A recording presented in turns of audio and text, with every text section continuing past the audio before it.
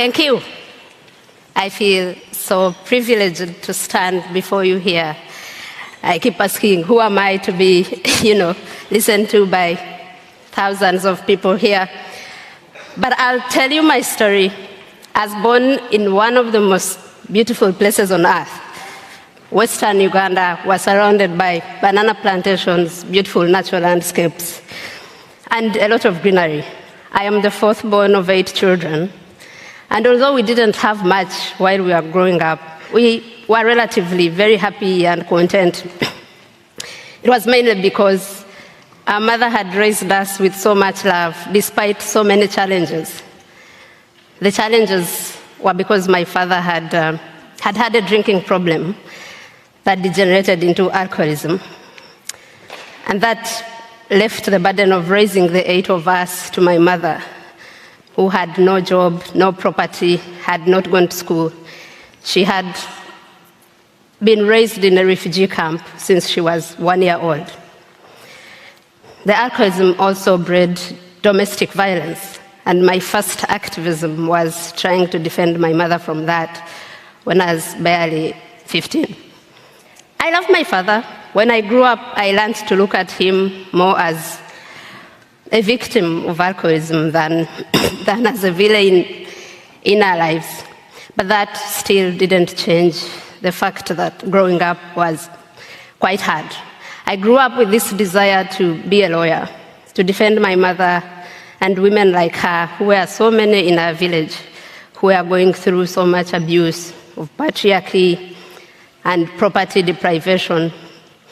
However, I didn't study law right away after high school because I couldn't afford it. I studied journalism, worked in the media for a few years before I enrolled for law. If there's anything my mother's experience had taught me was resilience. You can't do it now, but you can do it tomorrow. So I did the law degree and finished it. As I was pursuing the bar course, COVID-19 hit and were put under lockdown. Uganda had some of the strictest stay-at-home rules. Our government deployed more resources into forcing people to stay at home who had nothing to eat than into feeding them. Our president couldn't understand why it was hard for people to stay at home. He was shown on television demonstrating and weighing 1 kilogram of maize flour and showing how it can feed people. He also showed everyone that, you don't have to go outside to exercise. You can all run and exercise in your houses. He was talking to people who live in a 1-bedroomed house. Probably the kitchen is there, but he thought everyone had a home, a sitting room as spacious as his. Anyway, I was at home during that time, unemployed, having quit my job to pursue the bar course, which is a full-time course. As at home, idle, unemployed, and almost really depressed. I have 2 children. I was wondering how I will feed them without a job, without studying and completing. So I reluctantly turned to social media and started to comment about issues that were affecting Ugandans, and started to publish information as no longer publishing in the mainstream media where I had worked for 10 years. So some of the issues I had first talked about were issues that were also affecting me personally, but had also affected so many Ugandans for so long. Ugandans had just complained and nothing had changed.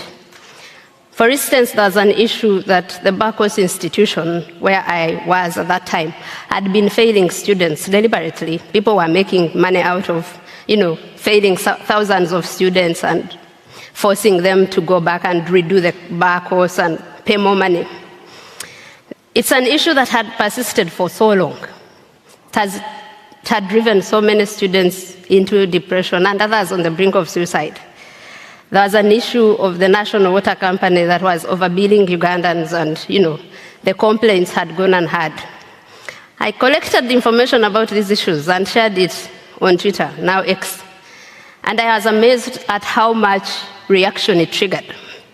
So many Ugandans spoke up, shared their experiences, and the pressure was so much that the stakeholders couldn't ignore the Ugandans they had ignored for so long. We registered significant reforms in that area.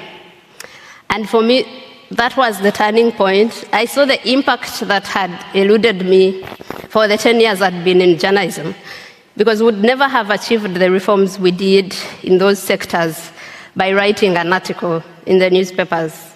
I had done that for so long and nothing had changed. We would never even have got it by going to court. The courts in my country do not work for the ordinary person.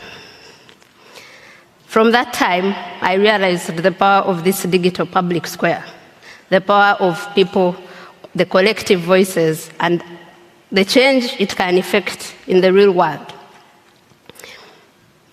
That was, like I said, the turning point. I never looked back. I wrote about so many things and kept receiving so many messages from so many people asking me to raise problems they were facing on my platform. One day it is about someone whose land has been forcefully grabbed by a politician or by an army person. The next day, it's the parents, the families of political prisoners asking me to raise it on X, on that platform, to see if they can get any change. Or another person who has been, forcefully terminated and wrongfully terminated from a job. There have been so many. The Minister of Justice in our country recently referred to me as a fully fledged court at a public event. Yeah, that was our Minister of Justice, accepting that his department has failed to dispense justice. And look, I am not a social media influencer. I don't get photo opportunities with Kim and Kanye like our president does. Neither do I have the luxury to tweet about invading a neighboring country like his son does. I am just a person who saw a platform that would expose our very, very shameless leaders that are not there to serve the people, but are there to loot, to trample on our rights. And we saw that only in exposure. They know you would never get anything out of them by taking them to the very courts that they rule and dominate. As a trained lawyer, I understand the importance of evidence. As a journalist, I understand the need for verification. So many Ugandans have seen me as a source of credible information on a space like X, where everyone writes whatever they want, with no filters, no gatekeepers. And that's why they come to me with this information, and we have grown that platform. We have grown that social media movement. In June 2022, for example, a whistleblower came to me with information that our parliament had procured 2 cars for the speaker and the deputy speaker at an inflated price of $640,000 from a briefcase company in the UK.